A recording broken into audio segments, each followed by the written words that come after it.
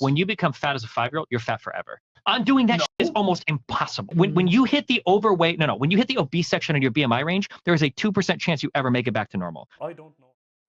This is Eclectic Productions.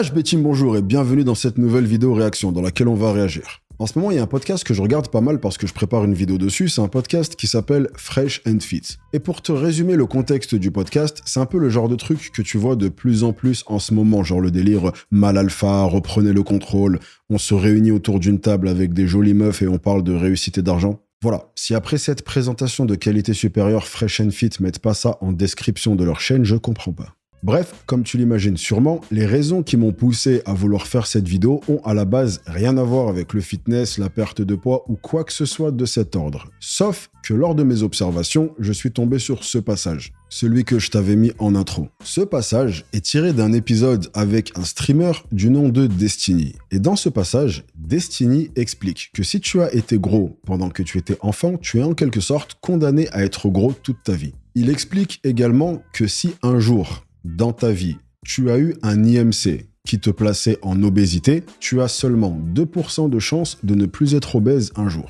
Bon, je pense qu'il est inutile de te préciser que j'ai pu trouver cette statistique nulle part et encore moins la source de cette information. Donc, on va s'accorder sur le fait que la source de cette information, c'est « t'inquiète ».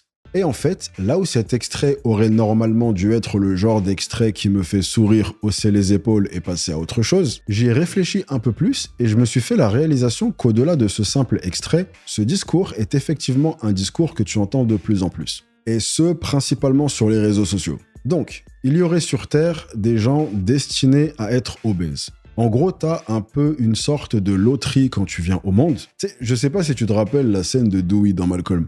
Toi tu vis, toi tu vis, toi tu crèves. Toi tu vis, toi tu vis, toi tu vis, toi tu vis, toi tu crèves. Bah ici, c'est un peu la même chose. Tu vois, toi t'es gros, toi t'es mince, toi t'es gros. Et si Dewey a décidé que toi tu serais gros, alors il n'y a rien que tu puisses faire. Et en fait, lorsque j'entends ce genre d'informations, il y a une histoire qui me revient assez souvent en tête. Cette histoire, c'est celle de Agostino Giuseppe Barbieri.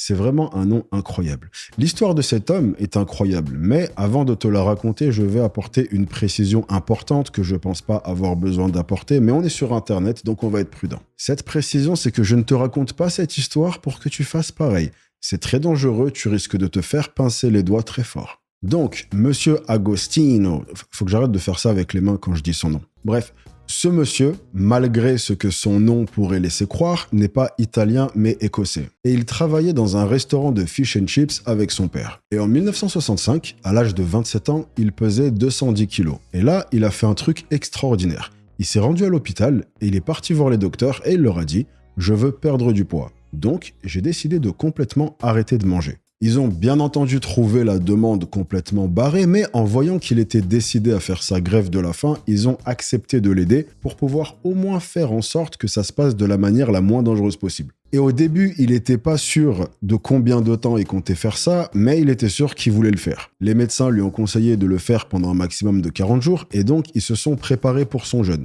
Ils lui ont établi un protocole avec des vitamines, des acides aminés, des électrolytes. Bien entendu, il a pu continuer à boire, principalement de l'eau, du café et du thé. Il devait également régulièrement se rendre à l'hôpital pour faire des prises de sang et vérifier qu'il ne commençait pas à avoir des complications. Et donc, ils ont fait ça pendant les 40 jours prévus. Sauf qu'arrivé à la fin des 40 jours, Agostino expliquait qu'il se sentait bien et il a décidé de continuer encore un peu. Puis, de fil en aiguille, le « encore un peu » s'est transformé en plusieurs semaines, plusieurs mois, jusqu'à atteindre un total de 382 jours. 382 jours sans rien manger de solide. Tu sais, moi, je pleure au bout de 6 heures. Et alors, durant toute l'expérience, son entourage et les docteurs l'ont supplié de recommencer à s'alimenter, mais il a catégoriquement refusé, en expliquant à chaque fois qu'il allait continuer encore un peu puis arrêter. Et donc, on le retrouve 382 jours plus tard.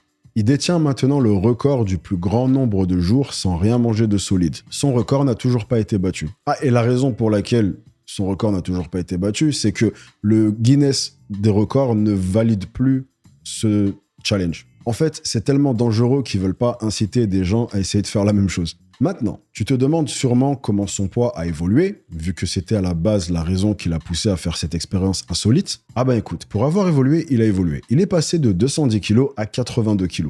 Attends, je fais le calcul vite fait. Il a perdu 128 kg. 128 kg en 1 an et 17 jours, pendant lesquels il a absolument rien bouffé. Et parce que l'histoire ne s'arrête pas là, maintenant qu'il peut à nouveau manger, tu te dis sûrement qu'il a dû courir chez Pizza Hut et dégommer 3 pizzas familiales. Eh bien, figure-toi que pas du tout. Après avoir passé 1 an et 17 jours sans manger, son premier repas a été composé d'un œuf à la coque, d'une petite tartine avec du beurre et un café. Mais le plus bluffant, c'est ce qui s'est passé après. Tout le monde s'attendait à ce que logiquement, maintenant qu'il recommence à manger, il reprenne tout le poids qu'il avait perdu, comme c'est le cas assez souvent avec les gens qui font des diètes un peu trop extrêmes. Sauf que là, pas du tout. Son poids est resté relativement identique, et ce, jusqu'à la fin de sa vie. Il est ensuite parti s'installer à Londres avec sa famille, et il vécut heureux et eut beaucoup d'enfants. 2 ou 3, il me semble. Et alors, bien entendu, ce genre d'expérience serait impensable aujourd'hui. Aucun médecin acceptera que quelqu'un fasse un truc aussi barré. Et surtout, c'est le dernier truc qu'on pourrait recommander à quelqu'un de faire. Vraiment, j'insiste une dernière fois dessus, mais j'ai pas parlé de cette anecdote pour qu'elle vous donne des idées. Mais ce qui est important à retenir, c'est que cette histoire on ne peut plus extrême montre à quel point ce fameux gène de l'obésité peut vite passer par la fenêtre lorsqu'une personne est placée dans des conditions où son style de vie est bouleversé. Que ce soit par un niveau d'activité extrême ou une alimentation restreinte. C'est également la raison pour laquelle tu ne retrouves ce fameux gène de l'obésité que dans les pays développés où on a de la nourriture en surabondance et où on est sédentaire. C'est également la raison pour laquelle tu ne retrouves ce fameux gène de l'obésité qu'à notre époque moderne et que tu le retrouves de plus en plus au fil des années. Tout simplement parce que cette abondance et cette sédentarité sont de plus en plus présentes. Maintenant, j'ai conscience que quand tu dis ce que je viens de dire, tu marches un peu sur des œufs. Parce que le danger, c'est que du coup, des gens partent dans l'autre extrême. À savoir le discours que tu entends assez souvent qui dit que si t'es gros, c'est juste que tu fais aucun effort et qu'on est tous égaux face à notre poids. En gros, selon cette philosophie, on a tous les mêmes cartes en main et si tu prends 2 personnes qui font exactement la même chose, ces 2 personnes auront exactement le même physique. Et que si sur Terre, il y a des personnes qui ont des physiques différents, c'est parce qu'ils ont un style de vie différent. Et c'est la seule explication. Et en réalité, l'explication est un mélange des deux. Bien sûr qu'il y a un facteur génétique, c'est absolument faux de penser que tout le monde joue avec les mêmes cartes. Tu peux prendre 2 personnes qui font exactement la même chose au détail près, et une va être grosse et pas l'autre. Et il est également vrai que 2 personnes qui fournissent exactement le même effort n'auront pas la même récompense. Je vais te faire une analogie pour que tu comprennes. Là, tout de suite, je porte un t-shirt.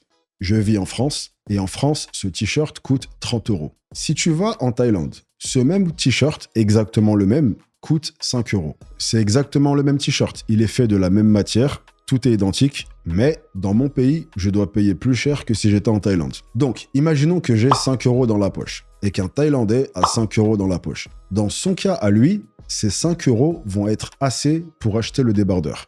Mais dans mon cas, j'ai pas assez d'argent.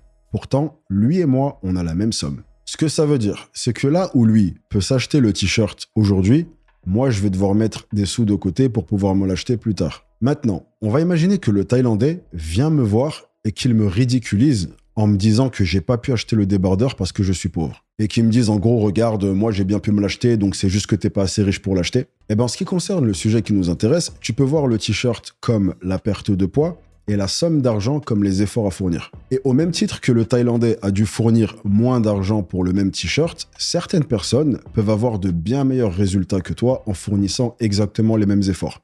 Parfois même moins d'efforts. C'est juste une réalité génétique. Et renier cette réalité génétique en culpabilisant des personnes qui n'arrivent pas à perdre du poids est injuste. Surtout lorsque les personnes qui viennent faire ces critiques ne font pas spécialement plus d'efforts.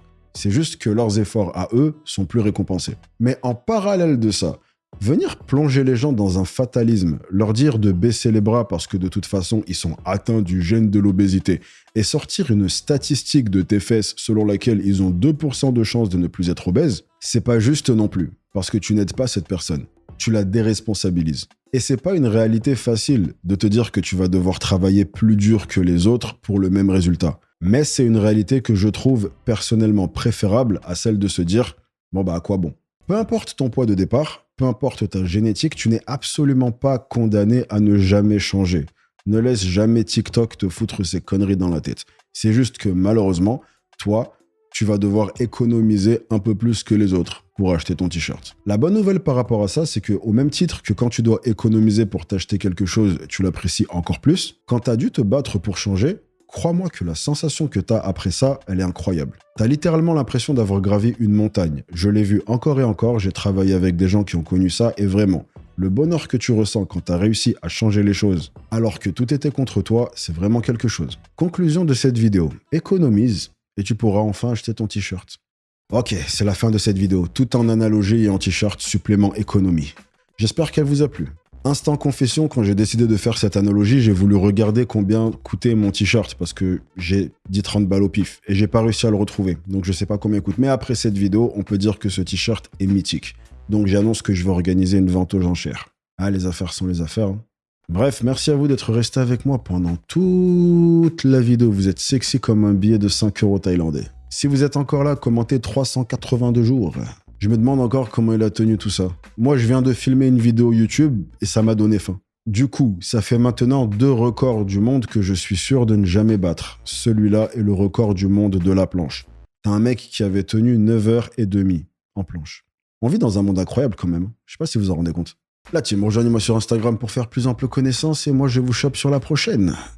En attendant, prenez soin de vous. Ne lâchez rien. Bien entendu, soyez sexy. Peace! Money! Najmi team, so you're sexy, yeah, yeah, one.